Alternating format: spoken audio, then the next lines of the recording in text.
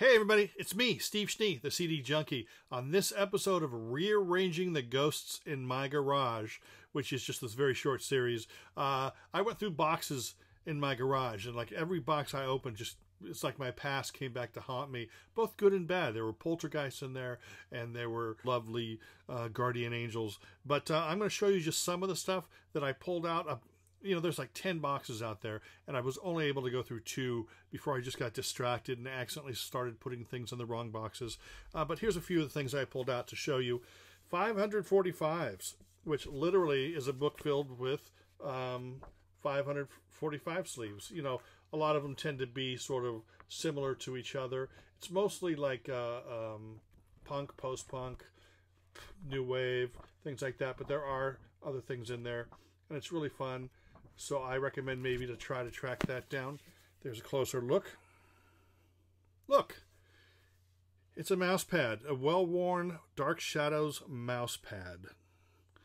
Here's something else here. It's a Bonnie and Clyde book, the real Bonnie and Clyde. My brother and I were big Bonnie and Clyde fans, and this is a book that we owned. I don't know how it ended up in my collection. It probably belongs to my brother because he saves a lot of this stuff more, so I'm setting that aside for him. And here is one of my all-time favorite movies, Once Upon a Time in the West.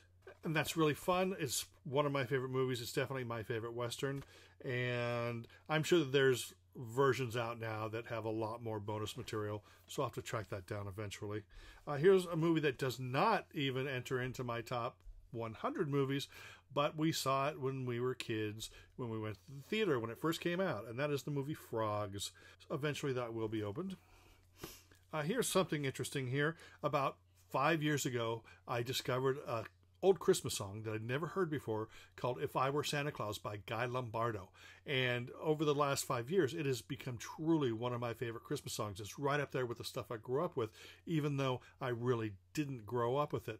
But what I did is I wanted to own that single, that 7-inch single, just sort of to connect with an original copy when the song was first out.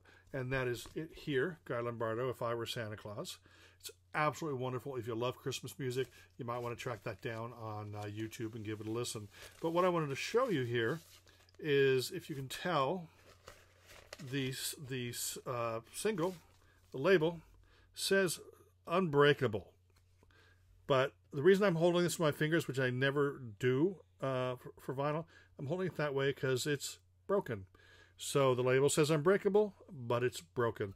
It actually arrived through eBay broken. But since I wasn't planning to play it anyway, I really didn't cause a stink. And I could probably get online and find this single for another $1 or $2. But, if Christmas music warms your heart, If I Were Santa Claus by Guy Lombardo, you should hear that right away. Here's something more recent. This is a Monkey's Good Times coloring book. Looks like I might have actually paid money for that when it was actually a promo item. And believe it or not, the artwork isn't really that good, but it's still fun because it's the Monkeys. Let me see here. Back in 96, 97, 98, I was a co-editor of a magazine called Popsided. It's actually a fanzine, and it's all power pop and power pop adjacent. You've got, we cover, McCartney and Wings on it, but we also cover, Squire and Beautiful South and, things like that. But here is, look, it's got Martin Newell wrote something for it, BMX Bandits. Look at all the bands there we review. And it was a fanzine. We put out, I think, 9 issues. Here's issue number 4. I found that as well. And this focuses on like the LA pop scene, and Munkner Freiheit's in there, Bob Segarini. So there's that. And like I said, I think it's like 9 issues. I don't know why those are separated from the rest, but I also have another issue of number 1 there. And here is a Fix 7-inch single autographed. I got that autographed in like 84, 85. Here is Vapors Magnets, autographed by all 4 original members. Back in the day, I get that autographed at Florentine Gardens when I saw them. It was The Vapors, 2020, and Code Blue. One of my favorite gigs of all time. Remember how I just told you I saw the Vapors 2020 in Code Blue? Well, I had the Vapors LPs with me, and I had the 2020 LPs with me. Well, guess what happened? The guys from 2020 took the albums from my hand so they can go autograph them backstage, and then maybe they were planning to come out or, you know, swing along the side and, you know, give me the albums or whatever. And I never saw them again. So many, many years later, like probably 10 years later, I mentioned that to Steve Allen, and guess what came in the mail? Steve Allen's autographed versions of 2020, Look Out, and Sex Trap 12-inch. So I have to locate Ron Flint and get him to sign those. This actually might be my friend Jim's. Best of Bump, Where the Action Is, on LP. And then also, now I'm going to open this in front of you.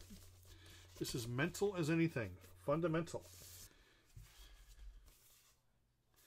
It has their Christmas single, Apocalypso, and Big Wheel extended mix on vinyl. And then also has a Mental as Anything poster. Those goofy guys. That's a fun little memento there. I also have the Blanket of Secrecy album, one of my favorite albums of all time. Came out in 1982. Speaking of another fine, great, wonderful album, I have the Great Buildings album. Okay. Now here's something else that's really cool. One of my absolute favorite bands from the early 80s. It's a band called 4 out of 5 Doctors. Now I have become friends with Jeff Severson on Facebook, and one year, I mean, he and all the other band members know that I'm a big fan because I've written about them. I mean, I don't stock them because of the restraining order, but all 4 of them are still friends. And one Christmas time, they were going to get together. And guess what? This is a 4 out of 5 Doctors album signed by all 4 original members.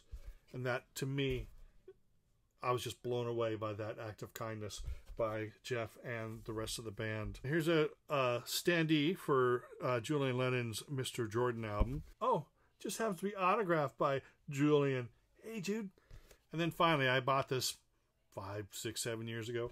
It's the soundtrack to the TV movie Elvis, starring Kurt Russell, where he played, obviously, Elvis. And the vocals were provided by Ronnie McDowell. Not Roddy McDowell, but Ronnie McDowell. But yeah, I bought this a few years back, and I haven't opened it.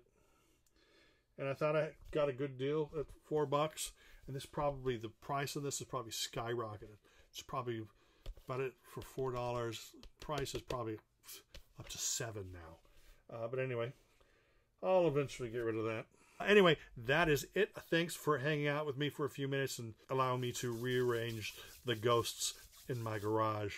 Until the next time, remember me, Steve SCHNEE, the CD Junkie.